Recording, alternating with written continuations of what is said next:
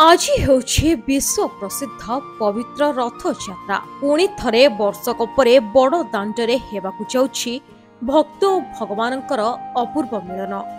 4.5 କୋଟି ଓଡ଼ିଆଙ୍କ ମଉଡ଼ମଣି ଆଜି ରଥାରୂଢ଼ ହୋଇ ବଡ଼ ଦାଣ୍ଡକୁ ଓହ୍ଲାଇ ଆସିବେ।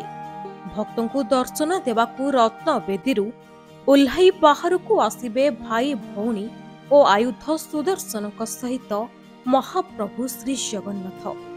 ସେହି ଜଗତର ନାଥ ଜଗନ୍ନାଥଙ୍କୁ ଦର୍ଶନ କରିବାକୁ ଲୋକାରଣ୍ୟ ହୋଇଛି ସମ୍ପୂର୍ଣ୍ଣ ବଡ଼ଦାଣ୍ଡ। ଦେଶ ବିଦେଶରୁ ଛୁଟୁଛି ଭକ୍ତଙ୍କ ସୁଅ।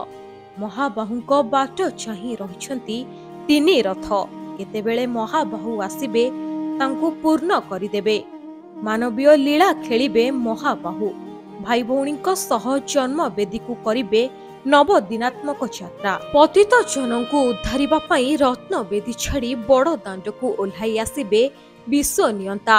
ରଥାରୂଢ଼ ହୋଇ ଆଶୀର୍ବାଦର ବର୍ଷା କରିବେ ଭାବ ବିନୋଦିଆ ସେହି କଳାର ଠାକୁର। ଏଥିପାଇଁ ଠାକୁରଙ୍କ ଆସିବା ବଟକୁ ଅନାଇ ରହିଛନ୍ତି ଅଗଣିତ ଭକ୍ତ। ଅପରପକ୍ଷେ 53 ବର୍ଷ ପରେ ଚଳିତ ବର୍ଷ ବିରଳ ରଥଯାତ୍ରା ଦେଖିବାକୁ ଯାଉଛନ୍ତି ଭକ୍ତବୃନ୍ଦ।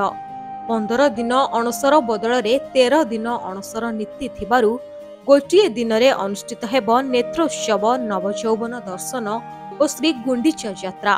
2 ଦିନ ଧରି ଭକ୍ତ ଦେଖିବେ ରଥଯାତ୍ରା। ଅପରାହ୍ନ 1ରେ 3 ଠାକୁରଙ୍କ ପହଣ୍ଡି ଆରମ୍ଭ ହେବ। ପହଣ୍ଡି ଶେଷ ପରେ ଗଜପତି ମହାରାଜାଙ୍କ ଛେରା ପହଁରା ନୀତି ସମ୍ପନ୍ନ ହେବ।